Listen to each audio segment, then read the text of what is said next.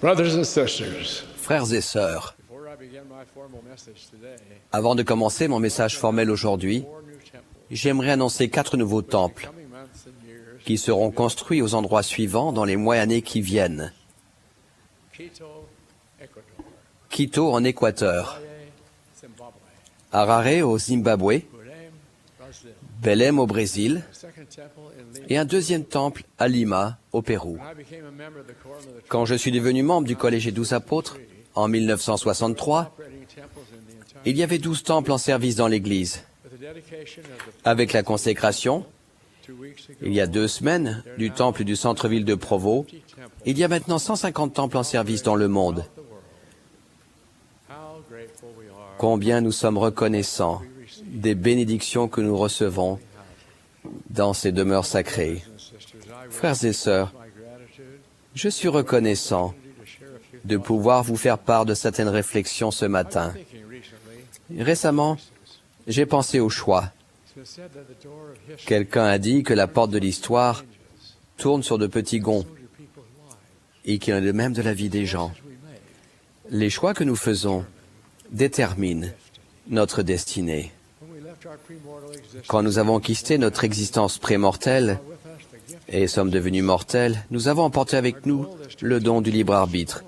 Notre but est d'obtenir la gloire céleste, et les choix que nous faisons déterminent en grande partie si nous l'atteindrons ou non.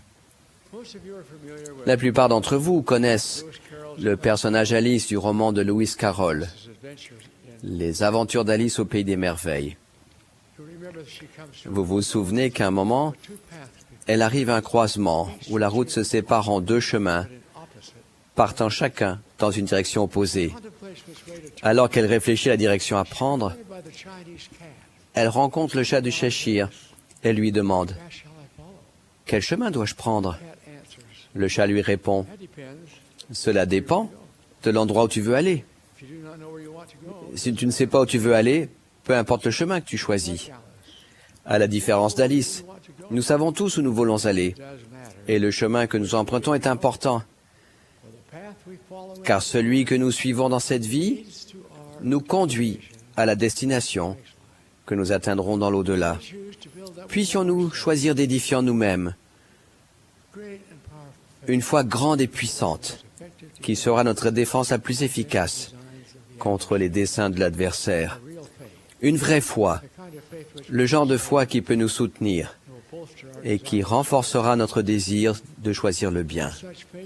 Sans une telle foi, nous allons nulle part.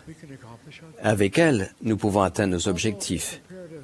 Il est impératif de choisir avec sagesse, mais il nous arrivera de faire des choix insensés. Le don du repentir que nous devons à notre Sauveur nous permet de changer de cap afin de pouvoir retourner sur le chemin qui nous mènera à cette gloire céleste que nous recherchons. Puissions-nous avoir le courage d'affronter l'opinion générale. Puissions-nous continuellement choisir le bien, ce qui est plus difficile que de choisir le mal. Quand nous réfléchissons aux décisions que nous prenons chaque jour de notre vie, que ce soit pour tel ou tel choix, si nous choisissons le Christ, ce sera toujours le bon choix. Puisse-t-il en être toujours ainsi. C'est là ma prière sincère et humble. Au nom de Jésus-Christ, notre Seigneur et Sauveur. Amen.